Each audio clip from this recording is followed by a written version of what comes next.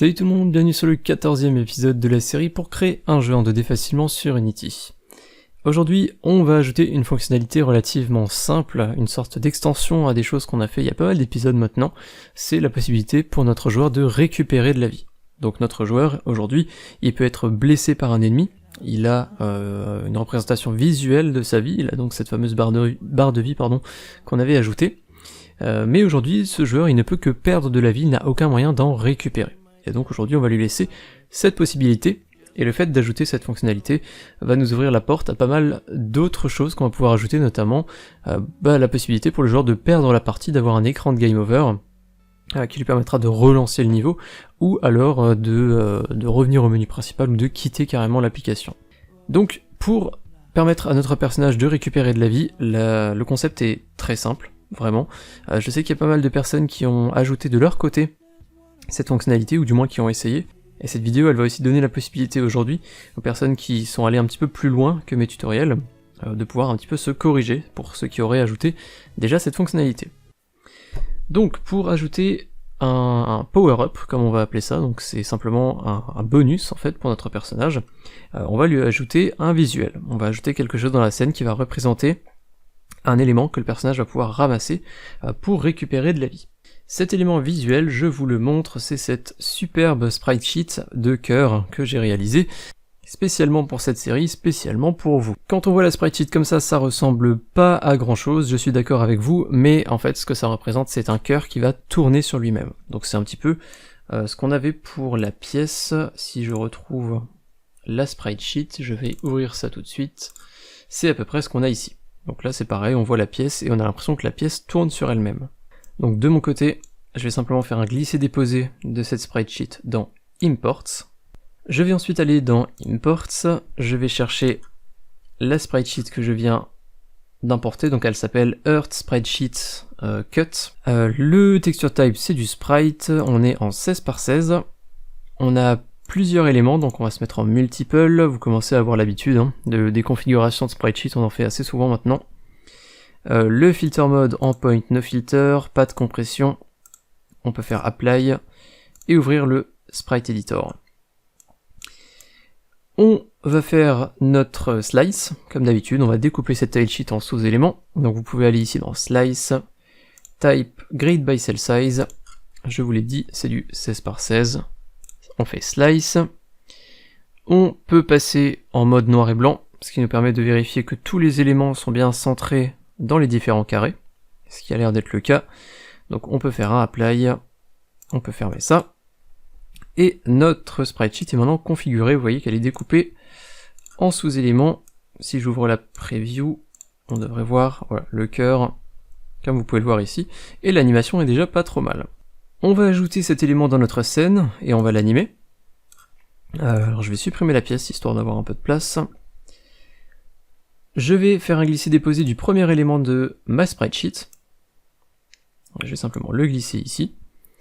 Cet élément, je vais pouvoir le renommer en heal power up. Comme ça, on saura exactement ce que c'est. Et on va pouvoir commencer à l'animer. Donc on peut aller dans la fenêtre animation. Je vous rappelle que vous pouvez juste faire un clic droit sur une autre fenêtre à tab animation pour récupérer cette fenêtre. On va cliquer sur Create, je vais aller dans Animation, et je vais mettre ça dans Props, juste avec notre pièce. Je vais l'appeler pareil, Heal Power Up. On devrait avoir qu'une seule animation pour cet élément, en tout cas pour l'instant. On va l'enregistrer, et on va pouvoir commencer à faire notre animation. Pour ça, on va pouvoir prendre tous les éléments qu'on a à l'intérieur de la sprite sheet, donc vous prenez le premier, vous maintenez Shift, vous cliquez sur le dernier, ça va tous les sélectionner. On fait un glisser-déposer dans la timeline, et vous allez simplement pouvoir tirer le petit carré que vous avez en bas ici pour augmenter la durée de l'animation. Et si j'appuie sur play, vous pouvez voir que on a un début d'animation, mais il semblerait que la boucle soit pas tout à fait au point. Et bien ce problème en fait il est simplement dû au fait que j'ai optimisé au maximum ma tile sheet. Donc ce qui se passe c'est que le cœur il va commencer de face, comme on a ici, et petit à petit, plus on avance dans l'animation, plus il va s'écraser à l'horizontale pour en fait donner ce dernier sprite qui représente en fait le cœur vu de profil. Donc c'est ce qu'on a, si je déplace ici dans ma timeline, c'est le dernier élément qu'on a ici. Mais du coup, ce qui se passe, c'est qu'une fois qu'on arrive au dernier élément, eh bien l'animation, elle va boucler, donc elle va recommencer, et on va passer en fait de ce cœur complètement écrasé, enfin façon de parler, hein, ce cœur vu de profil au cœur vu de face directement. On n'aura pas d'étape intermédiaire entre le dernier frame ici et le premier frame ici, ce qui donne lieu à cette animation, ou plutôt à ce reset d'animation qui est un petit peu bizarre. Donc en fait, la technique va être simple, on va effectivement jouer ces 5 frames dans l'ordre, donc de face jusqu'à arriver de profil, et une fois qu'on sera arrivé au dernier, on va jouer l'animation inverse, on va revenir en arrière en fait. Ce qui fait qu'on va rejouer celle d'avant, puis celle d'avant, puis celle d'avant, jusqu'à arriver à la toute première. Et donc on aura une animation complète qui va se jouer. Et je remarque d'ailleurs qu'il y a encore une fois un problème de symétrie comme d'habitude, mais c'est pas grave, je le corrigerai entre les épisodes. Donc ce qu'on va faire, c'est que nous on a importé dans l'ordre, donc 0, 1, 2, 3, 4, et maintenant on va ajouter simplement l'ordre inverse. On va reglisser le 3, on va reglisser le 2, puis le 1, puis le 0. Et je précise que j'ai mis moi 0,5 entre chaque animation. Et du coup, si j'appuie sur Play maintenant, on peut voir que l'animation est déjà beaucoup plus agréable à regarder. On a vraiment l'impression que l'objet tourne sur lui-même, donc on a en fait une animation qui est assez semblable à la pièce qu'on avait ajoutée. On va maintenant passer à la partie technique. Donc, comme je le disais, ce Heal Power Up, il va beaucoup ressembler à la technique qu'on a utilisée pour la pièce. Donc pour la pièce, on utilise un Circle Collider avec un script Pickup Object. Donc on va faire à peu près pareil. On va aller sur notre Heal Power Up, on va ajouter un Collider 2D, moi je vais ajouter un cercle. Si vous préférez ajouter un carré, vous pouvez très bien ajouter un carré, c'est pas un problème. On va marquer ce Collider comme étant isTrigger, on veut que le joueur puisse entrer à l'intérieur. Et on va ajouter un nouveau script. Ce script, on va l'appeler Heal Power Up, on va lui donner le même nom que l'objet, New Script en C#. Et on va également pouvoir ouvrir le script de la pièce pour pouvoir s'en inspirer, même s'il n'y a pas grand chose à l'intérieur, mais c'est justement le principe. Donc là je suis dans le script de la pièce. Ce qu'on fait à l'intérieur, c'est qu'on a un onTrigger Enter 2D, donc lorsqu'on rentre en contact avec l'objet, si c'est le joueur qui entre en contact, on ajoute une pièce à l'inventaire, et on détruit cet objet, vu que le joueur a ramassé la pièce. C'est un petit peu ce qu'on va faire, sauf que nous, c'est juste cette ligne ici qui va changer, parce qu'on veut pas ajouter une pièce, on veut faire un petit peu plus d'action, un petit peu plus de calcul pour rendre de la vie à notre joueur. Vous allez voir comment on va faire ça. Donc je peux commencer par enlever les deux using de système, les deux méthodes on n'en aura pas besoin. On va directement créer un void onTrigger Enter 2D. Comme d'habitude, on vérifie que c'est bien le joueur qui entre en contact avec l'objet, donc on vérifie que c'est bien player. Et si c'est bien le joueur qui entre en contact, on va rendre de la vie au joueur.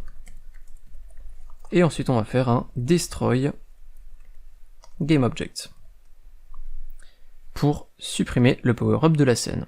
On va sauvegarder ce script et on va déjà essayer. On va juste vérifier que le système de trigger fonctionne et que l'objet disparaît bien. Je vais supprimer la pièce de la scène, on n'en aura pas besoin. Je vérifie bien que j'ai mon collider qui est trigger, j'ai mon script, j'appuie sur play. Et vérifiez aussi que votre heal power up soit bien en position Z0, très très important comme d'habitude. Et donc si mon personnage rentre en contact avec cet élément, l'élément disparaît de la scène. Donc c'est parfait, on peut passer à la suite. Comment est-ce qu'on va faire maintenant pour rendre de la vie à notre joueur? Eh bien, on va aller sur Player, on a un script qui s'appelle Player Health, donc littéralement la vie de notre joueur, donc c'est sans doute à ce niveau-là qu'on va devoir effectuer le nécessaire pour rendre de la vie au joueur. On va essayer de faire une méthode qui va être la plus générique possible. En fait, on a déjà fait quelque chose de très ressemblant à ce qu'on veut faire aujourd'hui, et cette méthode, elle s'appelle Take Damage. Cette méthode, on peut l'appeler depuis n'importe quel objet, pour faire en sorte que notre joueur prenne des dégâts. Donc ça peut être depuis un ennemi, ça peut être depuis un piège, ça peut être depuis une zone, ça peut être depuis, voilà, n'importe quoi. Le but, ça va être de faire quasiment la même chose, mais pour rendre de la vie au joueur. On va faire en fait plus ou moins l'inverse de ce qu'on a ici. Donc, on va créer une nouvelle méthode, publique, void, qu'on va appeler healPlayer tout simplement. on va prendre en argument un nombre entier qu'on va appeler amount pour le montant, et on va ouvrir cette méthode. Concrètement, nous, tout ce qu'on veut dans healPlayer, c'est rendre de la vie au joueur et mettre à jour la partie visuelle, c'est-à-dire la barre de vie. Et pour faire ça, on pourrait simplement dire que current health, c'est-à-dire la vie actuelle du joueur, on va lui ajouter le montant qu'on a passé en argument. Et il nous reste plus qu'à faire, comme ici dans takeDamage, healthbar.setHealth current health, pour mettre à jour le visuel de la barre de vie. Et techniquement, ce système fonctionne déjà. On va se heurter à un léger problème, mais on va y revenir juste après. Tout ce qu'on a à faire, c'est appeler healPlayer depuis notre script healPowerUp. Pour faire ça, vous commencez à le savoir, on peut simplement faire une référence. On peut récupérer le joueur dans la scène, récupérer son script player health, et ensuite on peut simplement accéder à ces différentes variables et à ces différentes méthodes qui sont en public. Sauf que j'ai l'impression qu'on commence à faire beaucoup de références, et notamment des références à certains objets qui n'existent qu'une seule fois dans la scène. Ce qui était notamment le cas de notre inventaire. Je vais retourner sur Unity, je vais ouvrir le script Inventory, et je vais réouvrir le script que je viens de fermer, qui est le script pour ramasser la pièce, PickUpObject. Dans Inventory, on a ajouté ce bloc ici, avec une variable statique, Inventory, qu'on a appelée instance. Et dans la void awake, concrètement, ce qu'on fait, c'est qu'on récupère ce script lui-même, et on va le stocker dans l'instance ici. Et étant donné que cette variable est statique, on va pouvoir accéder à l'instance depuis n'importe où, en se basant sur le nom de la classe. Tout ce que je viens de dire, c'est peut-être pas très clair, donc pour faciliter les choses, dans instance, on a en gros ce script inventory. Il est lui-même stocké à l'intérieur. Et ce qu'on fait dans PickUpObject pour ramasser les pièces, c'est qu'on accède à la classe inventory, plus précisément à son instance, donc au script inventory lui-même, et on va appeler la méthode addCoin en passant une pièce. Et effectivement, on a cette méthode addCoins ici. Et on s'est permis de faire ce singleton ici parce que techniquement un inventaire dans la scène, il n'y en a qu'un. On n'aura pas plusieurs inventaires, on va pas gérer plusieurs personnages, on va pas gérer les inventaires des ennemis, etc. Ce qui fait donc qu'on a pu créer simplement un singleton. On va faire pareil dans PlayerHealth. Donc vous allez dans Inventory, vous copiez ce que vous avez fait là, donc la variable et la fonction awake.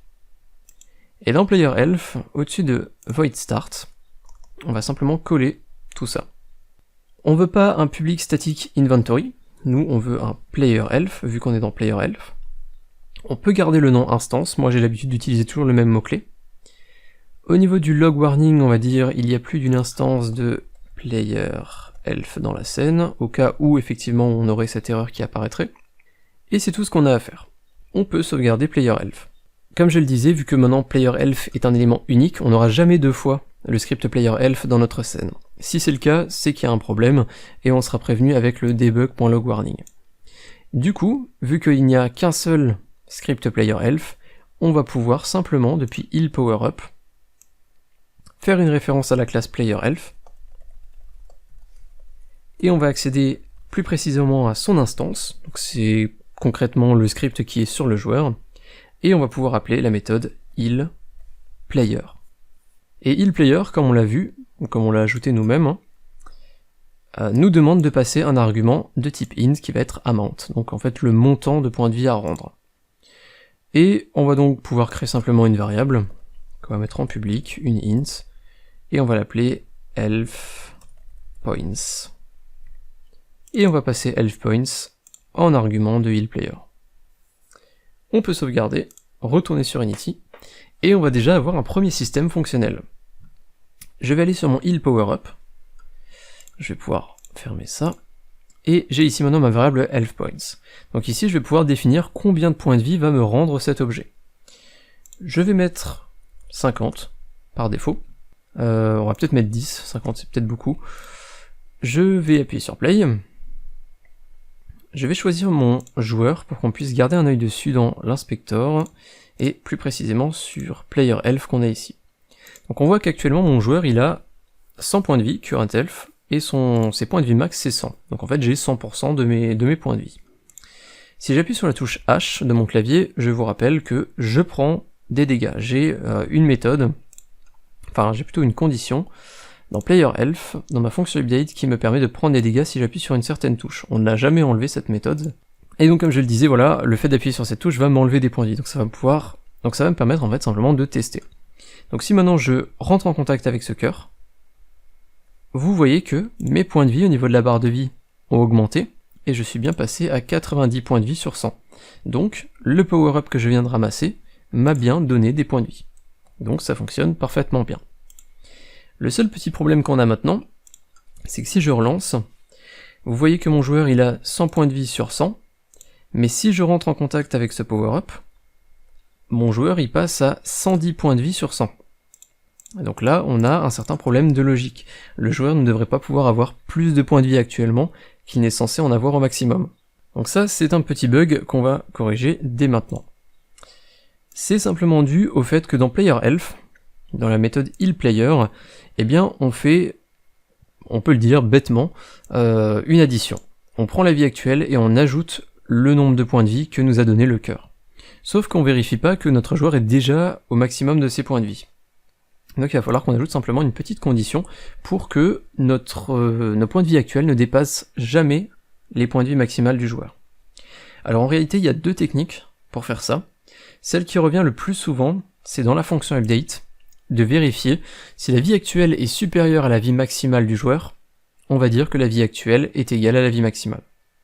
Donc c'est une condition toute bête qui va être lue à chaque frame et qui va fonctionner extrêmement bien. Mais en toute honnêteté, je suis pas super fan, même si je l'ai déjà utilisé dans certaines de mes vidéos, je suis pas super fan parce qu'on va appeler en fait ce morceau de code à chaque frame alors que la vie de notre joueur, elle n'est pas modifiée forcément à chaque frame. Elle va être modifiée lors d'un combat, lors d'un trigger, lors d'une action spécifique en fait, mais elle va pas forcément être modifiée en permanence. Donc je suis pas entièrement convaincu que le fait d'ajouter ça dans la void update soit nécessaire. Je pense qu'on peut juste faire un calcul au moment de heal le joueur, vérifier si le fait de lui ajouter des points de vie va faire dépasser sa vie actuelle de sa vie maximale, et si c'est le cas, prendre les précautions nécessaires. Donc ce qu'on va simplement faire, c'est qu'on va dire que si la vie actuelle de notre joueur, plus le montant de points de vie qu'on veut lui donner, on va mettre ça entre parenthèses, si cette addition est supérieure à la vie max de notre joueur, alors on va simplement dire que la vie de notre joueur, elle va être égale à la vie maximale. Donc c'est une condition toute bête, mais qui va nous empêcher de pouvoir dépasser le nombre de points de vie maximal de notre joueur. Donc imaginons qu'on ait 100 points de vie actuellement, donc j'ai 100 points de vie, plus amount, notre cœur on va dire qu'il va nous rendre 10, on va dire que si ce résultat, donc 110, est supérieur à max health, qui actuellement est égal à 100, et bien plutôt que de dire que current health va être égal à 110, on va dire que current health va être égal à la vie maximale. Ça va simplement nous permettre d'éviter de dépasser. Et du coup il faut qu'on traite le cas inverse, on va simplement faire un else. Donc par exemple ça pourrait être, on a 50 points de vie, le cœur nous rend 10, ce qui fait 60, et bien 60 c'est pas supérieur à notre max health qui est égal à 100, donc on va simplement faire l'addition. On va ajouter le nombre de points de vie de notre cœur à notre vie actuelle. Et cette dernière ligne, le set health, on le fait de toute façon, que ce soit un cas ou l'autre, donc on peut le laisser en dehors de la condition, il sera de toute façon lu. Et on peut sauvegarder ça, on peut retourner sur Unity, et on peut tester ça. Je vais simplement appuyer sur play. Donc mon joueur il a 100 points de vie sur 100 par défaut, et si je rentre en contact avec ce cœur, vous pouvez voir que current health est resté à 100. Je n'ai pas dépassé le nombre de points de vie maximal qui a été attribué via le script Player Health. Donc c'est parfait, ça fonctionne très bien. Je voulais revenir un petit peu sur un élément de gameplay qui peut être assez intéressant selon le type de jeu que vous allez faire. Actuellement le système qu'on a fait que si le personnage entre en contact avec le cœur, il va donc l'utiliser en quelque sorte, et le cœur va donc disparaître de la scène. Vous venez de le voir, cette action elle s'effectue également lorsque le personnage il a tous ses points de vie. Donc j'ai 100% de mes points de vie, je rentre en contact avec le cœur. Techniquement je ne récupère pas de points de vie, vu que mon personnage a déjà tous ses points de vie, mais le cœur a quand même disparu. Mais dans certains jeux, lorsque le personnage rentre en contact avec un élément qui est censé lui rendre des points de vie, alors qu'il a déjà tous ses points de vie, eh bien cet objet n'est pas consommé. En fait l'objet, il va rester dans la scène aussi longtemps qu'il n'a pas eu une réelle utilité. Donc aussi longtemps que le personnage a tous ses points de vie, s'il rentre en contact avec cet objet, eh bien il ne se passera en quelque sorte rien du tout. Je peux comprendre qu'il y a deux camps, on va dire, qui s'affrontent sur ces possibilités. Certains préféreront qu'on consomme l'objet même s'il n'a pas d'utilité, d'autres préféreront qu'on ne consomme pas l'objet si justement il n'a pas eu une réelle utilité. Du coup, ce que je vous propose, c'est que je vous ai déjà montré implicitement l'une des solutions, mais maintenant je vais vous proposer aussi l'autre solution. C'est-à-dire, si j'entre en contact avec ce cœur mais que j'ai 100% de mes points de vie, il ne va juste rien se passer. Je précise que le choix vous revient selon votre jeu, peut-être que vous voulez une option ou l'autre. En tout cas, vous allez voir qu'en quelques secondes, on va pouvoir adapter ce système de power-up à l'un ou l'autre de ces techniques de gameplay. Alors, pour ajouter cette vérification, ça va être extrêmement simple.